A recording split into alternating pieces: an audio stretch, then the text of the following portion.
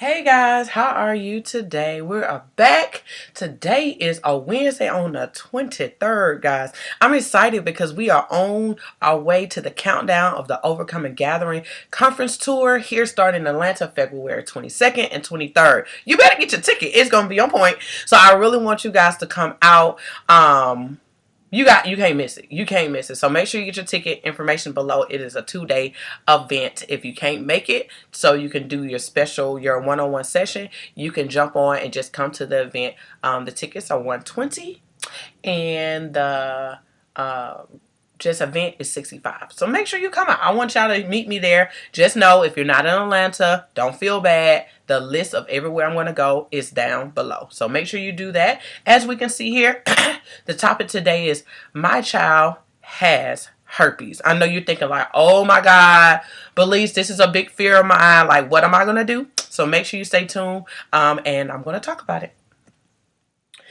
Alright guys, we are back with the topic is my child has herpes. Y'all know who I am. I'm Belize Spivey, the STD Life Coach. I help African American women living with herpes overcome the stigma. So I want you to understand today's topic is intense. It's really intense because this is what most mothers are freaking like dying. Like if this happens to their child, they're going to die. And I want you to know you're not going to die. It's not going to be the end for you. And it's not going to be the end for your child. But I want to explain how to deal with it. Okay. So your first thinking is, do your children have herpes? No. Okay. They do not. But the chances of my children getting herpes is there. I do have type 1, guys. Have I ever seen an outbreak on my mouth? No. Nothing that I think that is herpes. No, just like anybody else. Anybody who do not have any outbreaks in their mouth, it's like, okay, I get pimples here and there, but is that herpes? But I'm not the person to sit here and I would say, sit here and worry about it. You know, if every bump or whatever. At that time, if I see something that's really close to my mouth or not normal, I just typically do not kiss my kids at that time. So, you're wondering, Belize, are you scared your kid's going to get herpes? Duh! Like, I don't want you to sit here like, oh, Belize just don't care about nothing. She just living in la la land. No, I get scared too. I do not want my children to get herpes, especially not for me. I would be like truly hurt as well. But I also understand that this virus is very tricky. Just because I don't see it doesn't mean it's not there. And that's not sure if that's on my mouth or on my face or anything like that at all. I do not break out often at all on my face. I do not get pimples like that.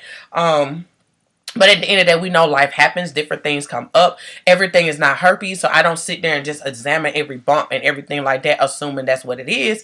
Because it may not be. But if I just treat it as such, just in case. And I just cause my kids not to kiss me. Me and my little boys kiss each other on the lips all the time. My little boys are kissers. So they kiss me on the lips. They kiss me on the cheek and things like that. So I never would keep them from doing that.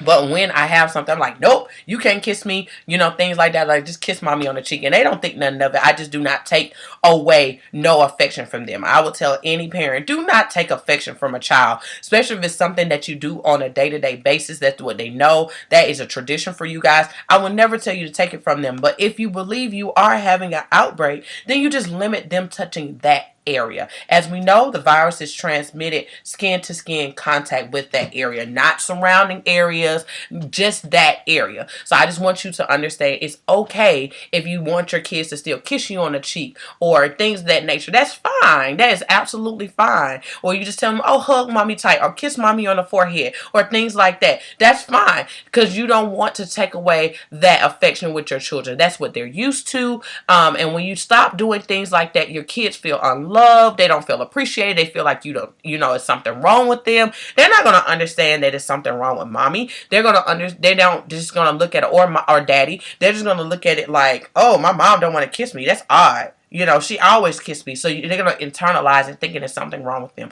And please don't cause that internal pain for your children. If you have, I want you to go back and apologize to your kids. Okay? Please, many people may not believe in apologizing, but I'm a strong believer that my children are human beings. They have emotions just like me. And the same respect that I want and the same appreciation I want to give that to them as well. So go back and say, mommy didn't mean to hurt your feelings. I don't want you to think you can't kiss me. It just mommy don't want you kissing her on her mouth, okay? And you can simply say, mommy just got a cold. My whole thing is, you don't have to sit there and say, oh, mommy got herpes, blah, blah, blah. You don't have to say that. If you tell a kid you have a cold, a kid like, mommy, you're not going to give you no cold. You know, you can just kiss mommy on the forehead and let them kiss you on the forehead, on the cheek, or whatever, to make them feel like, okay, it's okay. I can do that. When mommies have colds, mommy don't want me kissing her because she don't want me to get it. Simple.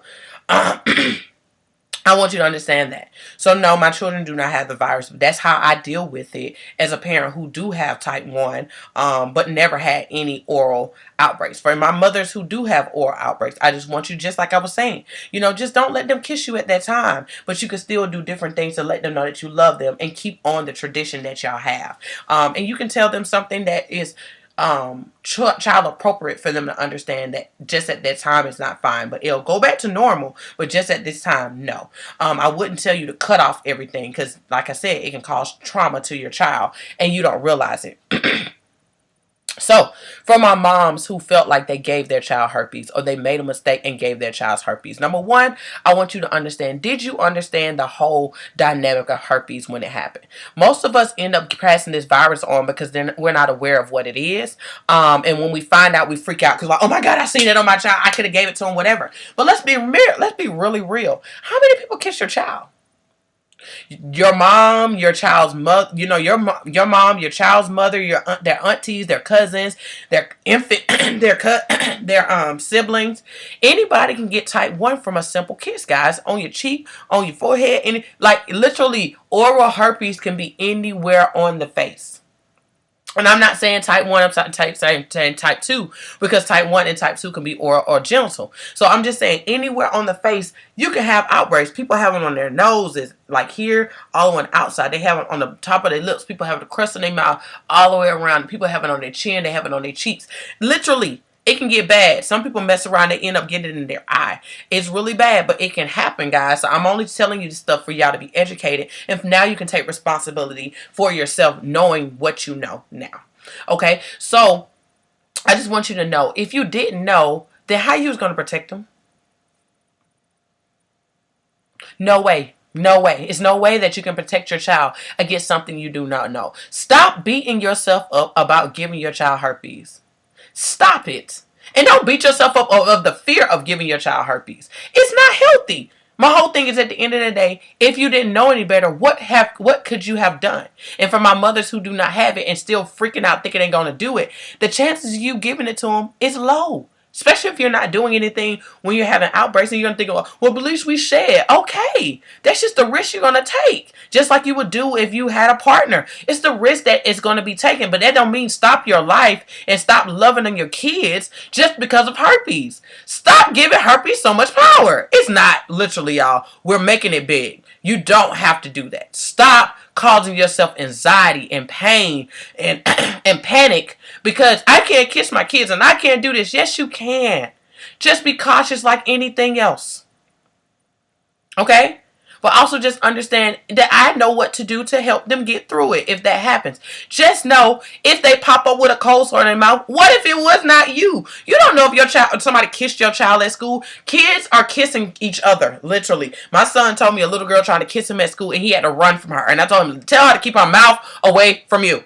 Okay, so my whole thing is, it's simple things like that. It's other things that's going on at school. Even infants at school, they're literally kissing on each other and all this other stuff like that.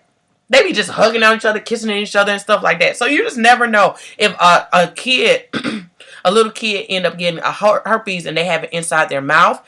Okay, your kid take their pacifier and put their pacifier in their mouth and that baby's having a cold sore inside their mouth and nobody knows that. Your baby can get it too. And I'm not just talking just infants. I'm talking about toddlers and up, whatever. So I just want us to completely understand that it's not going to always just be you. So don't accuse yourself of it being you when it could have not been you. It's other places your child go. It's other people that your children come in contact with. And the only thing you can always say to your children, don't let everybody kiss on you. And if that's the case, then tell your family don't kiss on your child, period. And you can't keep that from happening because as soon as you turn your head, his grandma going to kiss on them. Because that's what they do. Even the daddies. Daddies going to kiss on their babies. Siblings going to kiss on their siblings. And you can't control it. That's hard to control. So, since that's hard to control, you need to just relax and understand. If it happened, it's not the end. Okay, it's not the end. I will teach them how to deal with it when they get a little bit older. Okay, so what the things that you can do if your children is having outbreaks. Okay, if your children are having outbreaks, the same things that you're doing. No, I'm not telling you to give them Valtrex. No, I'm not telling you to give them a cyclovir. No, but I'm telling you to do natural remedies. I wouldn't even tell you to give them any supplements. Now if they're they're 15 and older, yeah, cool. All right, they're in a better stance. Okay, but still, I always say be safe. I'll wait till they're 16, a little bit older, to do any big supplements. All right. And I'm talking about pill supplements like lysine and things of that nature. But if you want them to try different things, such as like the tea tree oil and coconut oil, that's easy. You mix it up at home in a little bottle. You'll get a little small thing of coconut oil. Get a little container, just little small containers you get from Walmart or Target or dollar store, and you're gonna put a tablespoon, I'm giving y'all directions, a tablespoon of coconut oil. Regular coconut oil that you get from Walmart, Target, Amazon. It does not have to be a special brand. It does not matter. Okay, you can do that. The real coconut oil you can cook with, or you can get the little small tubes that you can find, the essential oil brands, things like that, or you can simply get the ones that you use in your hair. Those work too. So what you'll do is get a tablespoon, you squeeze it on there, or you'll scoop it, put it in a container. After you put it in a container, get some tea tree oil. You can do the essential oil drops that comes in a darker bottle. You can do that one, or you can do the essential oils that you can use in your hair or use in your skin that's not as potent. Okay, if you use the essential oil one, those are very potent. Do not use a lot of that because it's very potent. If you read on the back of the bottle, it gives you a warning. You do not use on skin. Do not use directly on skin or blisters, cuts, abrasions, anything like that, because it can burn it. So it's very important that that coconut oil, that's why I told you to put a whole tablespoon, because it's going to coat and it's going to depotent. I don't even know if that's the word, depotent, but that's my word today. Depotent the essential oil. So now that tea tree oil, so now it's not as potent and it's not going to burn. Now it may still burn, but it's not going to burn to the same effect that it would if it went directly on that, blister or whatever. And that's even for you. So put 3 drops. 1, 2, 3. If it's regular oils, 1, 2, 3. And that's it. Now, if it comes out a little bit fast, just to put a little bit in it. Now, the oils that you get for your hair, things like that, they're already potent. They're not potent. So, if you want to use more of that, it's fine, because it's not going to burn, period, because they already watered it down. Okay? But if you're using essential oil, use 3 drops. Okay? 3 drops. That's it. And then stir it up, stir it up, stir it up. So, when you see a cold sore on your child's mouth, of any sort, if you see it on their mouth or see it around their face or anything like that, you're going to get a Q-tip, you'll dip it in there, and then you just put it on their face. Okay, that's it. And then just throw it in the trash. And then every couple of hours they come back to you, and you just put some more on their face and you throw it in the trash, and that's pretty much it. Now you're going to have to teach your child not to touch their face. Is that easy? Absolutely not. Tell them not to pick at it. That's not easy either. So it's very important, and we hear this all the time, don't cover it up. But if you have a child, I would suggest cover it up.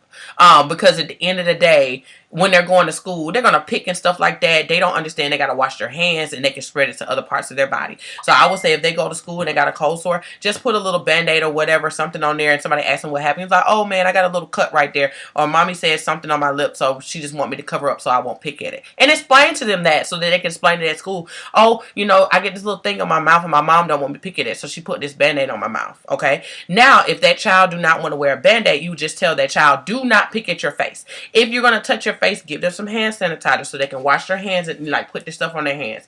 They can't go to the bathroom every 2 seconds. That's not going to happen at school. I don't even mean in high school. You're just not going to go to the bathroom that much. Then you're missing out on the lesson. So get them the hand sanitizer that can attach to their book bag. Tell them to wipe their hands if they touch their area. Wipe their hands with that. Put a good squirt in their hands and wipe their hands with it, and they will be absolutely fine, because it'll kill it. Okay? So with that being said, that's the way. Tea tree oil and coconut oil is a good start. Now, if they're a little bit older, 15, 16 older, you know what I mean, then you can let them do lysine. You can let them do olive leaf plant abstract if you decide, and you can let them do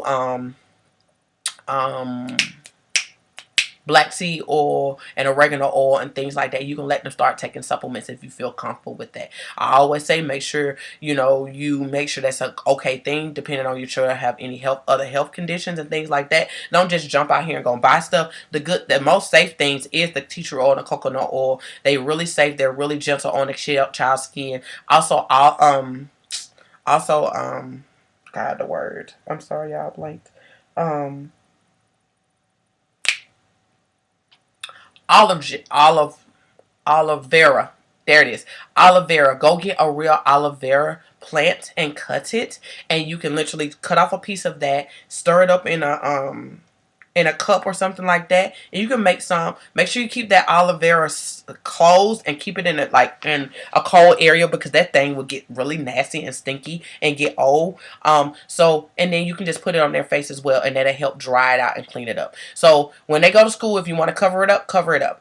When they come home, take that off. As we know, it's very important that the herpes, any herpes, blisters, cuts, whatever you may have, dries. You need to let it air out as much as possible so it can dry out. But the coconut oil and tea tree oil, that's what it's going to do. It's going to help it dry out. The aloe vera plant, that's what it's going to do. It's going to help it dry out. So then you take that off. Once again, you take some of that, you slap it on there, tell them not to touch it, things like that, to let it dry out. Also, another thing that you can do is give them you can give them Carmax or Ballistics. That helps as well for cold sores and flu blisters. A long time ago, that used to be on those bottles, but they took them off. Or you can go to Walmart, Target, or look on Amazon and find simple things that's not too expensive that you can tell them to put in their pocket and continue to put on throughout the day. Got it? So these are simple things that you can teach your kids, especially if your child is like 8, 9. My son, I put a little chapstick in his pocket because his lips get dry throughout the day. Plus, it's getting cold, so you want to make sure their lips stay moisturized. And I tell him, and he put it in his pocket, and he knows to put it on his lips throughout the day and things like that. So there's things that you can teach your children, and they don't understand what's going on, but you're teaching them how to take care of themselves when you're not around. Got it? So I hope that helped y'all in so many ways. I have given you guys things in detail. Those products do not cost you anything. Like that coconut oil and that tea tree oil, literally if you buy it at Walmart or a beauty supply store, they can cost you $1. So you can pay you $2 and like something cent, depending if you have sales tax in your city.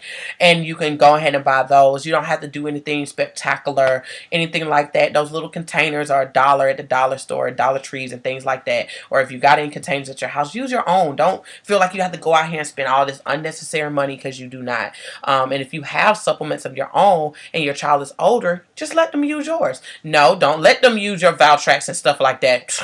That I'm not talking about. But, you know, any supplement that you use and they're over 16, whatever, if you feel comfortable and you want to talk to their physicians or whatever, if they have other health conditions or just want to talk to physicians about it and they give them a go, then you have the stuff at the house, and let's make sure they get the correct dosage. So there you go. I hope that helped you in so many ways. I know this is one of the things that we are completely terrified about, but just know I'm here to help you. I'm your STD Life Coach, Belize Spivey, and I hope this video did you in. Like I said in the beginning of this video, Overcoming Gathering Conference Tour is on its way. We are 30 days. Boom, 30 days, y'all. The 23rd, we are 30 days today. 30 days until February 22nd.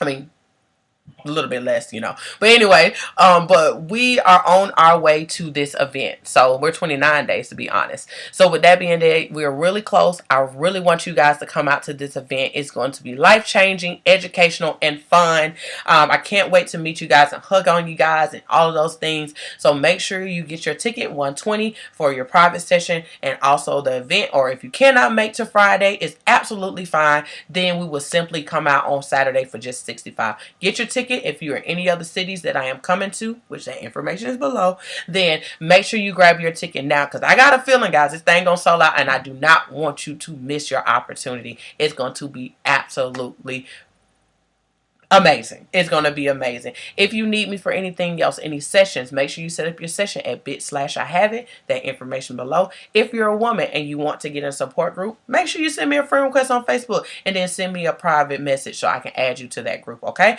I don't want you to miss out on anything. That's your opportunity. Guys, if you miss talking to Mr. Rich on the support group, ooh, y'all missed something good. He was absolutely amazing. I truly believe I'm going to bring him back next month because he was great.